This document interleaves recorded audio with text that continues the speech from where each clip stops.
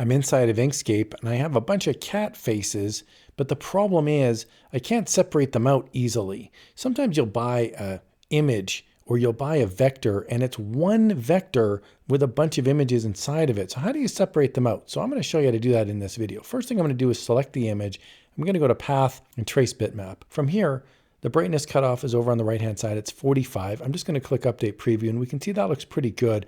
There's a bit of stuff here at the bottom, but I'll get rid of that in a second. I'll click Apply, and from there, it gives me a vector. I'm going to remove out the original image, and that gives me now the vector. I'm going to click on the Edit Paths by Node at the top left, and I'm just going to drag my mouse over the bottom and just get rid of that little piece that was the remnants of the paper. So now I have 16 cat faces, but they're not 16 vectors.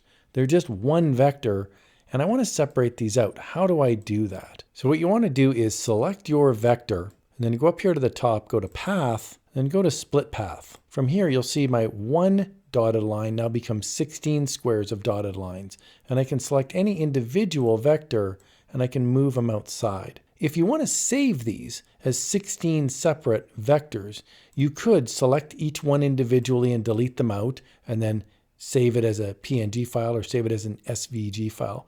Or you can simply select the one cat that you'd like to save, and I'm going to select Control-Shift-R.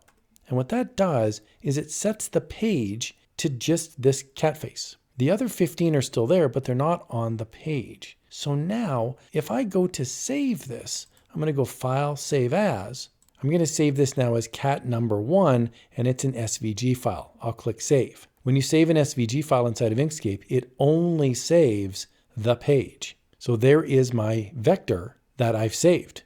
It's just the page. And as you can see, it's infinitely scalable. It's super crisp and clean. So that's an easy way to do it. Now that I've got this one saved, I can just click the Delete button.